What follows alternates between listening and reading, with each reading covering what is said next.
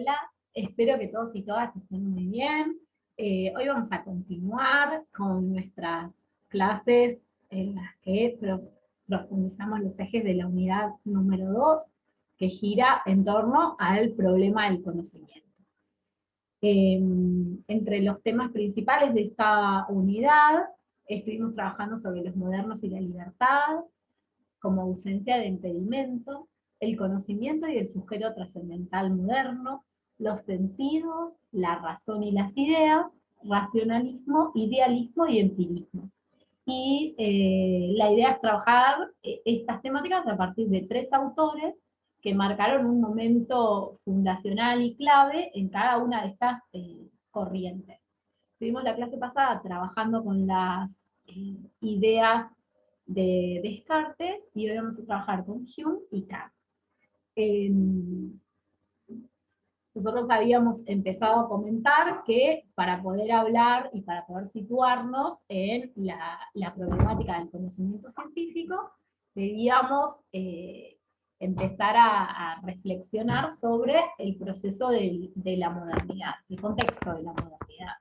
Y lo íbamos a atender como un proceso de profundas transformaciones sociales, políticas, económicas y simbólicas. Ese conjunto de transformaciones va a tener un correlato en el conocimiento. Y el paradigma que se va a erigir en ese contexto es el paradigma científico como legitimador del conocimiento, ¿sí? Ahora lo que vamos a sumar en esta clase, a partir de los trabajos de Hume y de Kant, que le conté que eran sobre los que íbamos a puntualizar sus ideas principales, vamos a hablar, si bien con Descartes estuvimos concentrándonos en el inicio de la modernidad, e incluso en la transición entre la Edad Media y la modernidad, como características de época, ahora vamos a sumar el contexto de la Ilustración, donde hay ideas, bueno, se sigue repensando, ¿no?, a la idea de la razón, ¿sí?, y las posibilidades del conocimiento racional, y con la Ilustración se van a erigir al menos 3 conceptos clave que los vamos a trabajar tanto en la unidad de conocimiento como en la unidad donde problematizamos la relación Estado-sociedad que comienza a partir de la próxima clase. Esas ideas y conceptos son los de sujeto, los de libertad y los de progreso. Son ideas que no son nuevas, ¿no?, pero sí que surgen, que sufren transformaciones sustanciales respecto de cómo se las entendía antes. Nosotros hasta ahora estuvimos trabajando en términos del conocimiento con el racionalismo. Su exponente había sido Descartes, y él buscaba producir un método de conocimiento que tuviese una verdad sobre la cual poder comenzar a edificar un nuevo modo de conocimiento. Y él tenía la pretensión de generar un conocimiento científico que pudiera ser universal. Y Descartes dice que ese conocimiento puede estar dado por la ciencia de la matemática, ¿sí?, que la matemática tiene la posibilidad de ser una ciencia universalizable, y sobre todo con la posibilidad del razonamiento, ¿sí? Y acuérdense que nosotros hablábamos de que, pudimos hablar la clase anterior, de que Descartes afirmaba la existencia de Dios, la existencia de la sustancia y la existencia de un yo, un alma, ¿sí? Y acuérdense que el punto de partida, digamos, de toda la reflexión para poder afirmar estas existencias era llegar como a esa primera certeza, que era pienso, luego existo, ¿sí? La posibilidad del yo como con su capacidad de pensamiento.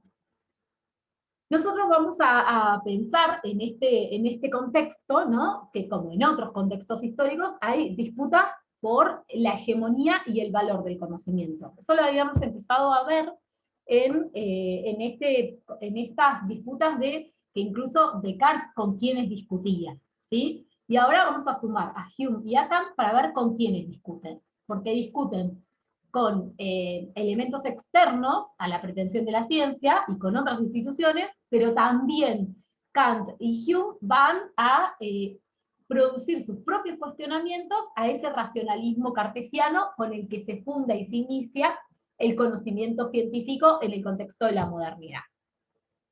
Después, otra cosa como para repasar, ¿no? Para pensar, era que el conocimiento desde la modernidad va a ser pensado como un campo autónomo, interrelacionado con otras esferas de la vida, con la esfera social, política, económica, simbólica. Acá hay algo que me parece sumamente importante para pensar, es que nosotros hoy estamos viendo, finalizando el eje del conocimiento, y van a ver cómo a partir de la próxima unidad van a poder pensar en cómo la filosofía política moderna, las ideas de la política en el campo filosófico, tienen su correlato con las ideas en el campo de las ideas filosóficas en el campo de la metafísica y del estudio del conocimiento científico, que es lo que estamos transitando nosotros.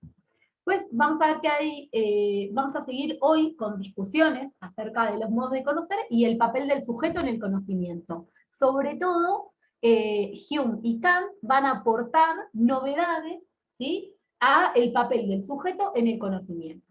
Si bien Descartes tiene la capacidad de afirmar la existencia del sujeto que piensa, Hume y posteriormente Kant lo van a reubicar a ese sujeto en el proceso del conocimiento. Y bueno, y dentro del campo de la metafísica, nosotros vamos a seguir como este hilo de ideas que veníamos trabajando, y le vamos a sumar las reflexiones sobre la idea de causalidad, que las vamos a encontrar tanto en Hume como en Kant. Vamos a comenzar, a partir de esta síntesis de los conceptos clave de los autores. Yo les voy a ir contando, pero también quiero que sepan que este material está subido en la clase, está subido en PDF, para que ustedes lo puedan ir consultando todo el tiempo, ¿sí? Es como una ayuda para pensar en los elementos principales de los autores. Acuérdense que nosotros tomamos como punto de partida, para nuestro trabajo, la lectura de originales, o en realidad de traducciones, de los autores originales, pero que nos servimos de materiales que nos ayudan a entenderlos. Tomamos como guía para entender las concepciones de Kant y de Hume que vemos en esta clase, el cuaderno de cátedra producido por la Cátedra de Filosofía de la Universidad Nacional de La Plata, que nos ayuda a tejer un puente entre las problemáticas de nuestras disciplinas y cómo entender a estos teóricos más clásicos. También acuérdense siempre que nosotros buscamos comprender en las problemáticas clásicas de la filosofía para qué nos sirven y para qué nos abonan a nuestra profesión como comunicadores y como comunicadoras. Vamos a empezar con el resumen de Hume, que me interesa que puntualicemos algunas ideas, ¿sí?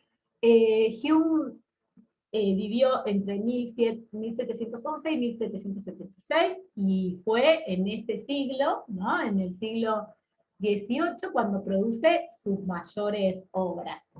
Y vamos a tomar, ¿no?, para esta apropiación de las discusiones de Hume sobre el conocimiento, su obra El Tratado de la Naturaleza Humana y la investigación sobre el conocimiento humano. Cuando hablamos de Hume, tenemos que pensar necesariamente en la filosofía empirista. Para esta filosofía, la verdad del conocimiento sobre los hechos se funda en la experiencia, y en la información, y en alguna forma en la información sensorial, a partir de la cual recibimos la experiencia. Hume indaga conceptos tradicionales, como veníamos diciendo, el de sustancia, yo, causalidad, que son conceptos tradicionales de la filosofía. De hecho, varios de estos conceptos vienen siendo fuente de discusión desde la filosofía aristotélica, desde la filosofía clásica, ¿sí? Y después también, como decíamos, en la modernidad hay una eh, reconfiguración, ¿sí? O reapropiación de estos conceptos, y por eso volvemos a reponerlos en esta época, ¿sí? A nombrar que son clásicos, pero que siguen teniendo una vigencia para estos autores. Parece fundamental también pensar esto, cómo las reflexiones en torno al conocimiento no perdieron vigencia, sino que en la actualidad las son reinterpretadas a la luz de las categorías contextuales actuales y las coordenadas contextuales actuales, pero siguen estando presentes estas cuestiones sobre las cuales discutir, ¿sí?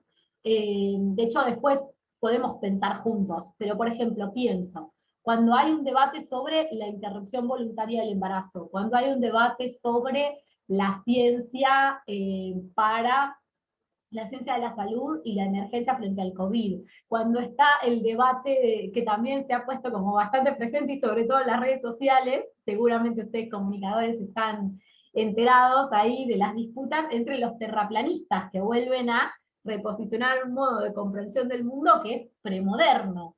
Entonces digo, los debates sobre el conocimiento, las formas del conocimiento y cuál es el conocimiento legítimo son interesantes porque llegan hasta nuestros días, más allá de que nosotros tomemos hitos en la historia de quienes pensaron ese conocimiento. Nunca perdamos de vista que estamos yendo para atrás para volver a pensar estas discusiones desde el presente y sobre todo desde insumos para nuestra profesión, ¿sí?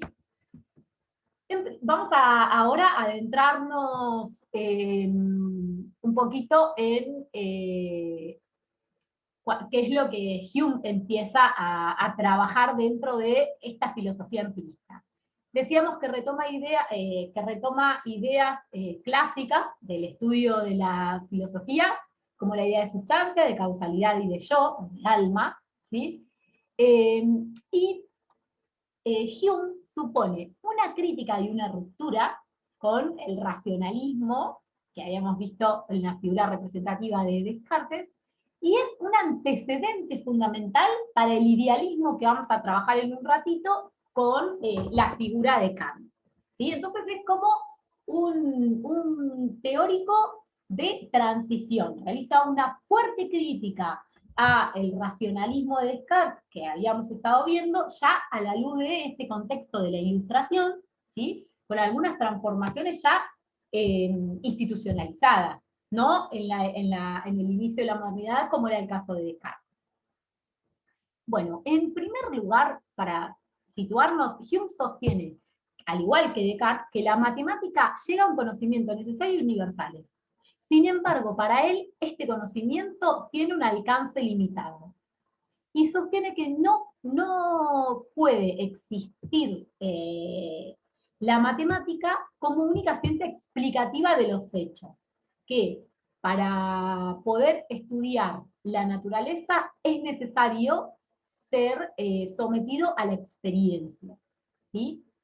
Dice el autor, la única fundamentación sólida que podemos dar a esa ciencia, la ciencia del hombre, debe estar en la experiencia y la observación.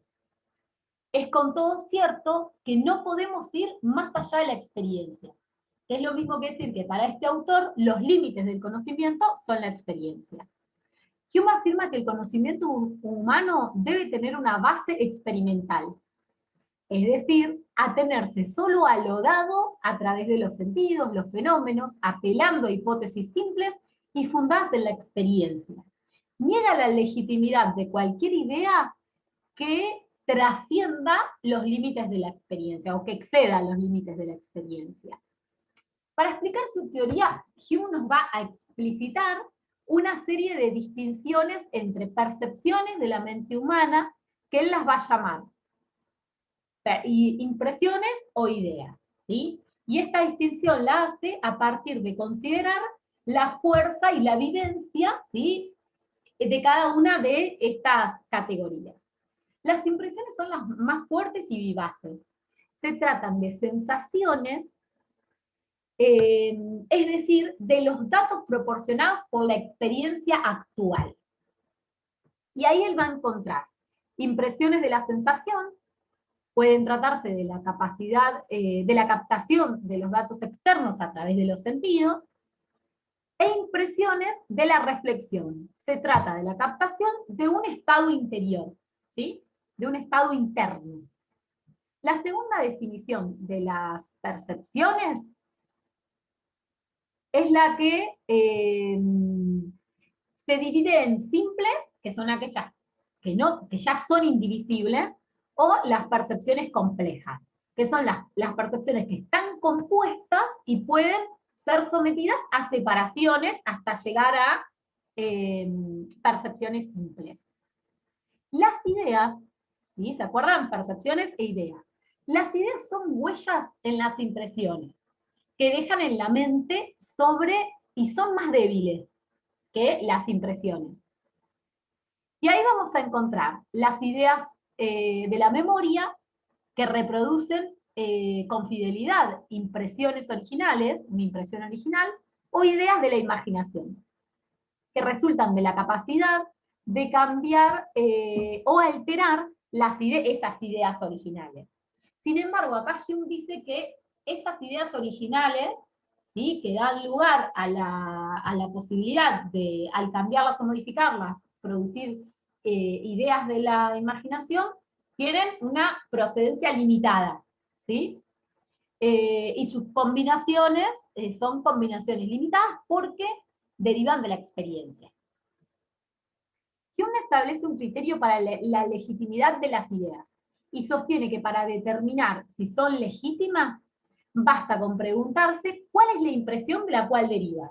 Y en el caso de no encontrar una impresión, esa idea no va a ser considerada como ilegítima. Esta frase es fundamental para la relación de explicación de los conceptos de causalidad, de yo y de sustancia que vamos a ver a continuación. Es como fundamental pensar esta relación entre ideas, impresiones y experiencia. Este modo de comprensión del conocimiento de la mente humana es el que explica, al analizar los fundamentos de las ideas de causalidad, alma y sustancia, como les venía diciendo. El autor sostiene que todo conocimiento se basa en la relación causa-efecto. Conocer un hecho significa saber cuáles son sus causas y cuáles son sus efectos. Pero esa relación de causalidad, para el autor, no es una relación que se puede inferir de los propios objetos. Un objeto no dice en sí mismo cuáles son sus causas y cuáles son sus efectos. La relación de causalidad deriva de la experiencia, ¿sí? ¿Cómo se construye esa relación de causalidad? Al referirse a objetos similares entre sí, le siguen otros objetos similares entre sí.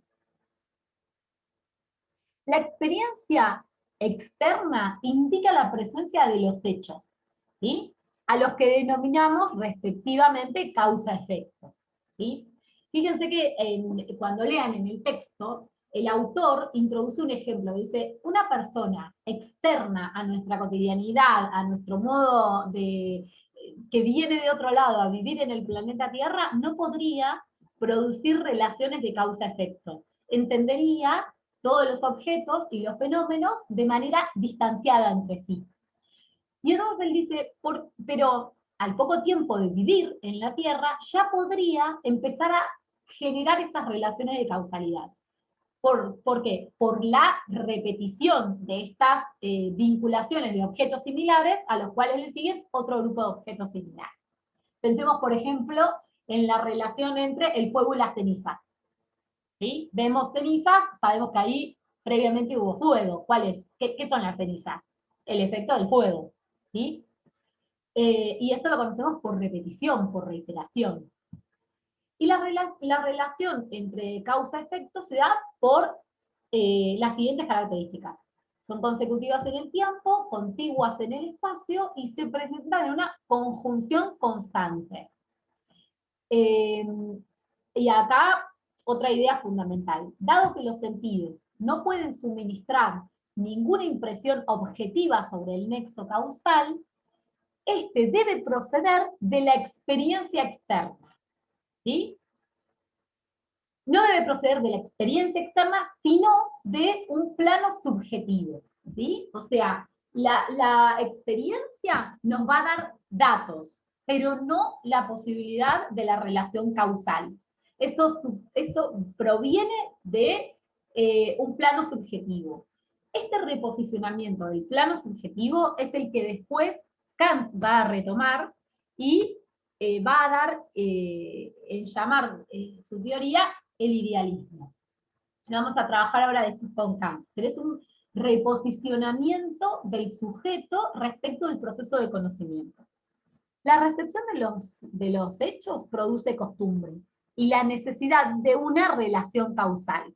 Por lo tanto, el nexo se funda subjetivamente. Entonces, el hábito empírico origina la conexión entre la sucesión de esos objetos, que nosotros lo vemos en forma de fenómeno.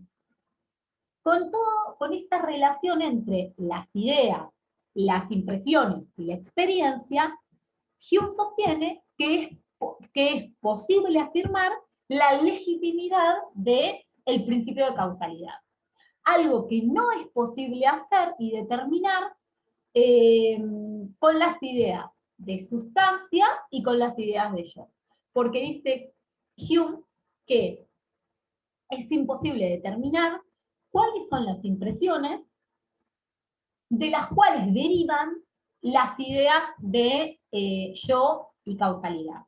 Y acá es donde el momento, digamos, y este es el momento en el que Hume le pone un límite al conocimiento que Kant había ofrecido sobre la posibilidad de pensar en sus meditaciones metafísicas en la idea de sustancia, Dios, causalidad, alma, ¿sí?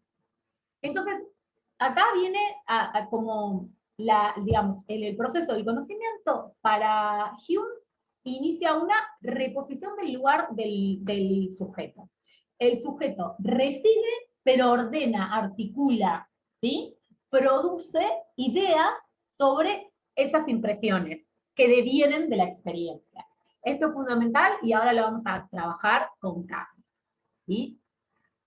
Por su parte, Kant escribe en 1724 a 1804. O sea que podemos hablar de que Hume y Kant tienen una obra producida de modo contemporáneo. Hoy nos vamos a centrar en Crítica de la Razón Pura, que es donde Kant desarrolla todo su estudio sobre las facultades de la sensibilidad, el entendimiento y la razón en sentido estricto, para pensar el problema del conocimiento. Otro de los textos fundamentales para pensar la obra de Kant es la Crítica de la Razón Práctica, donde estudia la vida moral. Que hay una conexión entre crítica de la razón pura y crítica de la razón práctica, que al finalizar la clase vamos a hacer una mención. Y la crítica del juicio, que estudia los temas estéticos y del gusto.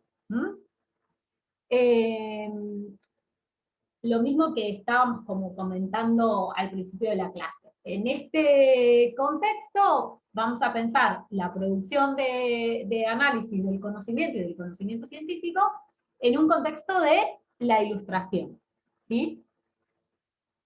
Bien. Entonces, Kant considera la ilustración como una época de transición hacia el pleno ejercicio de la razón humana. Para Kant, la humanidad saldrá de su grado de inmadurez cuando cada hombre tenga el coraje de vivir recurriendo al empleo de su propia razón, y no siguiendo ciegamente indicaciones de otros. Bien, pensemos acá la idea de progreso que está implícita en este modo de percibir el valor de regirse según la razón. Fíjense que para Kant la razón va a influir en el conocimiento, en la moral y en la estética, como veíamos en la introducción de sus principales obras. Los principales enemigos del progreso para Kant son las costumbres y las instituciones sociales que no toleran los cambios y que intentan tener a los hombres bajo la ignorancia, a fin de ejercer su dominio. Acá yo les pregunto, ¿no? ¿Podemos pensar en este punto quiénes eran los portadores de las costumbres y cuáles eran las instituciones sociales que buscaban perpetuar la ignorancia? ¿Y qué métodos y nuevas instituciones se implementaron para disminuir los efectos de esas costumbres y de las instituciones? Pensemos en esto que les decía. Hay una relación estrecha entre la filosofía del conocimiento, la filosofía metafísica incluso, y otras ideas filosóficas como la de la filosofía política moderna. En el ámbito de la filosofía, la Ilustración tiene la particularidad de ejercer un nuevo examen crítico sobre el poder de la razón. Y la crítica y continúa con la crítica hacia el racionalismo metafísico, que se había iniciado con Hume en este mismo periodo de la Ilustración. Continúa con algunas ideas para formular su crítica, retomando los antecedentes de Hume.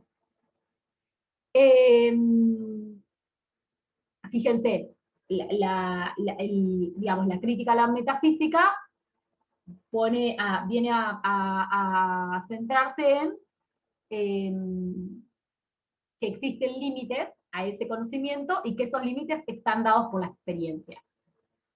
Por eso Kant decía en su época que él había sido despertado de su sueño dogmático gracias a Hume y a los escritos de Hume. Más allá que de algunos aspectos de Hume se distancia, porque no llega en su trabajo a una postulación tan escéptica de las posibilidades del conocimiento del alma y la sustancia, como sí pasa en el pensamiento de Hume. Los científicos comienzan a construir su objeto de investigación siguiendo los esquemas de su propia razón. O sea, los esquemas que la razón traza previamente son los que sigue el científico. El entendimiento se anticipa a la experiencia y obliga a la naturaleza a responder a sus propias preguntas diseñando experimentos. Esto es fundamental porque reubica el lugar del sujeto de conocimiento. Toda indagación acerca del problema del conocimiento no se orienta a investigar las características del objeto, sino más bien se orienta a las posibilidades que posee el sujeto de aprenderlos. En este sentido, Kant representa una revolución, ¿sí?, con respecto a la teoría tradicional, porque supone que en el acto de conocer, lo determinante no son los objetos, sino que lo determinante está dado por las conformaciones de la estructura de la razón del sujeto y la capacidad que tiene el sujeto de determinar a priori estos objetos, ¿sí? Acuérdense, ¿qué significaba en el plano de la filosofía? A priori, ¿sí?, escindido de la experiencia, previo a la experiencia, no en términos causales, sino que los juicios a priori son los que no necesariamente necesitan de la experiencia para poder ser formulados. En la crítica de la razón pura busca establecer cómo es posible el conocimiento en general y cuáles son sus fundamentos y cuáles son sus límites. ¿Sí? Fíjense que viene como con el mismo tema respecto del conocimiento, si es posible, hasta dónde, cuál es su límite, por qué está dada, qué es lo que otorga un criterio de verdad. Así como también responde a la pregunta por la posibilidad del conocimiento metafísico. ¿Sí? Conocimiento metafísico que Hume había descartado, ¿sí? Por eso Hume es muy escéptico en ese plano. Kant se pregunta si la metafísica es capaz de proceder del mismo modo que la ciencia en forma a priori. Para responder esto, considera preciso establecer si puede producirse si puede producirse en la metafísica una revolución o un cambio de método. Esto supone no estudiar las propiedades de los objetos metafísicos, sino si la razón tiene la capacidad de conocerlos teóricamente a priori. Esa va a ser su pregunta fundamental. La razón establece su propio tribunal, que garantiza las pretensiones legítimas del conocimiento y condena al mismo tiempo los que carecen de fundamento. Vamos a ver en el transcurso del desarrollo de esta exposición cómo llegamos a ese punto. Según Kant, las leyes que rigen el comportamiento de los fenómenos son válidas porque están determinadas por la estructura de la razón. El mundo que conocemos es producto del entendimiento, y su conocimiento supone el acto de construcción de la realidad. Conocer es construir el ámbito objetivo y no reflejar meramente cómo son los objetos, ¿sí? La pretensión de reflejo de cómo son los objetos es la pretensión de Descartes y del racionalismo, ¿sí? El conocimiento es resultado de un proceso constitutivo en el cual operan factores pasivos y activos. Por un lado, la receptividad del sujeto, que permite captar información sensorial acerca del mundo, y por otro lado, su capacidad de elaborar dicha información para emitir juicio. Fíjense que cada autor va teniendo sus propias palabras. Pensemos como conceptos clave del desarrollo de Kant: juicio, bueno, el entendimiento, ¿sí? Entendimiento, juicio, información sensorial, ¿sí? Bien.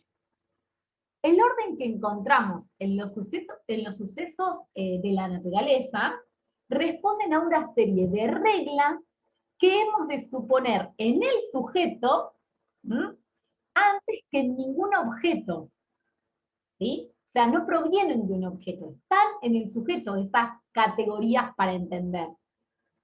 Por ende, se trata de reglas de carácter a priori, ¿sí?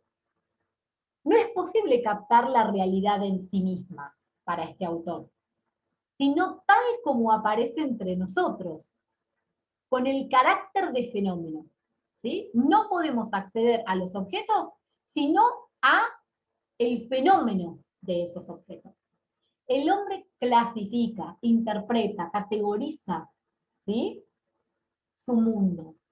Nuestras facultades, palabra muy kantiana, determinan la forma general del mundo tal cual se nos manifiesta. O sea, podemos acceder al mundo como se nos manifiesta, no a la cosa en sí, ¿sí? Como era la pretensión del racionalismo. Esta concepción se denomina idealismo y supone básicamente que la producción del conocimiento, el sujeto desempeña un rol activo. Por eso se habla de sujeto trascendental. Trascendental es todo conocimiento que no se ocupa de los objetos, sino de nuestro modo de conocerlos a priori. El examen de la condición de posibilidad del conocimiento debe reconocer los límites realizando una investigación acerca de la estructura de la razón, las facultades y la función de cada una de ellas. Vamos ahora con otra definición específica y una categoría propia de Kant.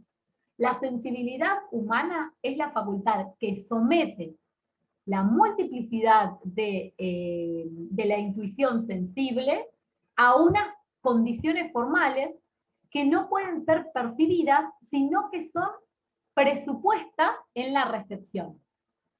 Esas categorías sensoriales son el espacio y el tiempo, que Kant las va a denominar como formas puras de la intuición. Son las condiciones bajo las cuales se pueden aparecernos los objetos. Tanto el tiempo como el espacio se darán una especie de moldes que impone el sujeto a todo material sensorial, ¿sí? Moldes es como trazar las posibilidades explicativas, ¿sí? No es que el tiempo y el espacio como ordenadores del entendimiento son inherentes a los objetos. Esas son categorías propias de la razón. Otra condición a priori del conocimiento está dada por la capacidad del entendimiento, de utilizar o reducir la capacidad de datos sensoriales. Los conceptos puros o categorías son elementos a priori del entendimiento, que funcionan como unidades de enlace del juicio. Otra palabra que hoy les decía, clave del análisis kantiano es juicios. Los juicios sintéticos, los juicios analíticos. Las categorías son las condiciones subjetivas del pensar y tienen como única finalidad unificar los datos sensibles que dan el espacio y el tiempo. ¿Sí? Ahora vamos a seguir pensando esta reubicación del sujeto. El yo posee una función activa, la de aplicar reglas por medio de las cuales se estructura la experiencia. Por este motivo, Kant denomina al yo unidad trascendental de la apercepción. Esta conciencia trascendental representa características propias de todo sujeto. Son las que compartimos cuando razonamos en forma objetiva. Acuérdense que una pretensión de la ciencia es su capacidad de universalización, de generalización. Entonces, se postula que las categorías del entendimiento son propias a todos quienes tenemos la posibilidad de utilizar las facultades de la razón. Bien, ahora vamos a pensar en esta facultad que tiene el hombre, que tiende a la búsqueda absoluta del conocimiento, que intenta captar lo incondicionado, ¿sí? Y eso se denomina razón en sentido estricto. A los conceptos de lo incondicionado Kant los llama ideas, y distingue tres: la idea de alma, la idea de sustancia, la idea absoluta, perdón, la idea absoluta de sustancia y la idea de Dios, como unidad absoluta de las condiciones de los objetos, del conocimiento en general. Si bien la razón afirma estas ideas, no es posible conocer los objetos que corresponden a estas ideas. Por eso Kant se pregunta por la validez del conocimiento metafísico. Para resolver esta pregunta, Kant va a proponer una tesis, una antítesis y una antinomía para resolverlo. Su tesis es que, según su primera afirmación o tesis, es que la causalidad, según las leyes de la naturaleza, no es la única de las que se pueden derivar los fenómenos del mundo, ¿sí? Sino que para explicar estas ideas hace falta recurrir a otro tipo de causalidad, la causalidad por libertad. La relación entre sujeto y libertad es fundamental en Kant.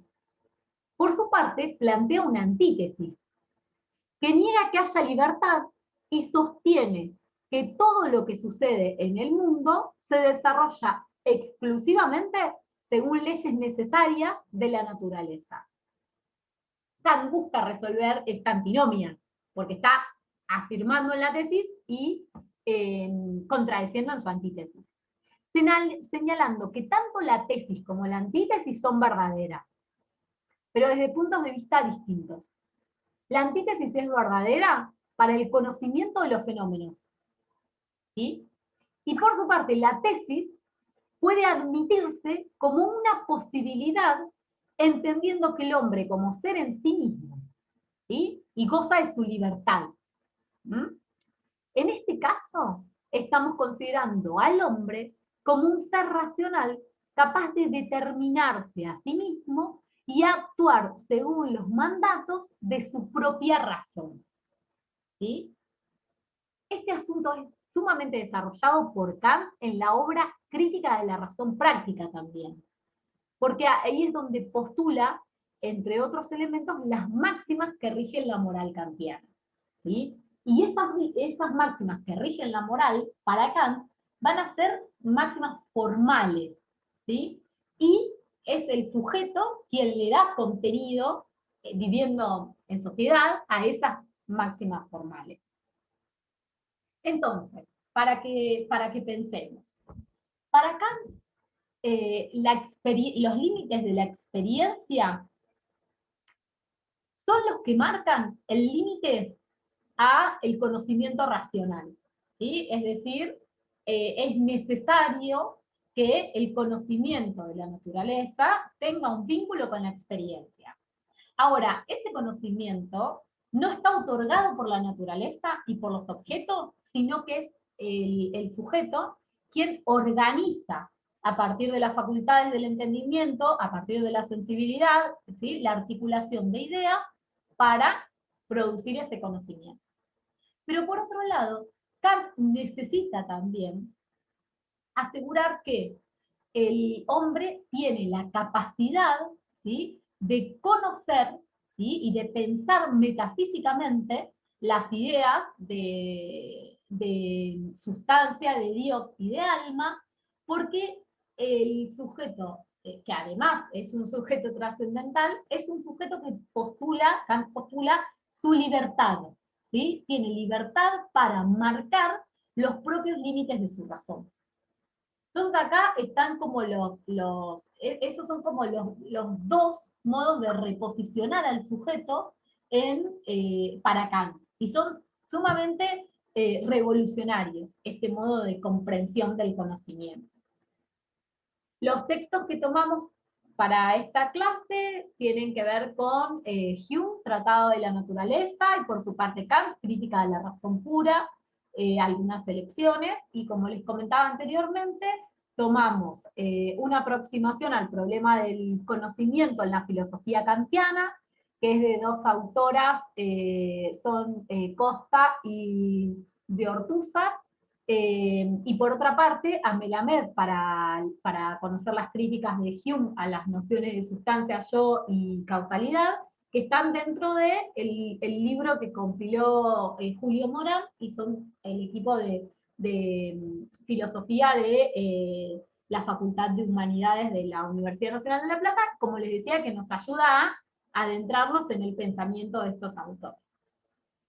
Como clave para pensar esta unidad, digamos, lo que postula el racionalismo como posibilidad del conocimiento, los límites que le encuentra el empirismo y el escepticismo del empirismo, y la síntesis que realiza Kant a partir de sus lecturas del racionalismo, de Hume con el empirismo, y cómo él intenta saldar, ¿no?, esa imposibilidad que encontraba Hume para poder pensar que desde los juicios sintéticos a priori se puede postular el conocimiento metafísico, a partir de reconocer que el hombre crea las propias condiciones para ese conocimiento, ¿sí?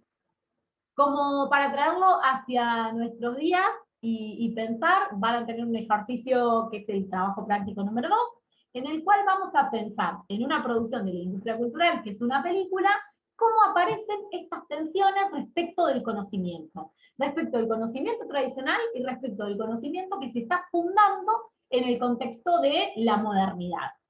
Les dejo eso en la pauta, en la sección trabajos prácticos, y es como ese trabajo debe sintetizar las lecturas tanto de los autores como de quienes nos servimos para entender a los autores de nuestra unidad número 2.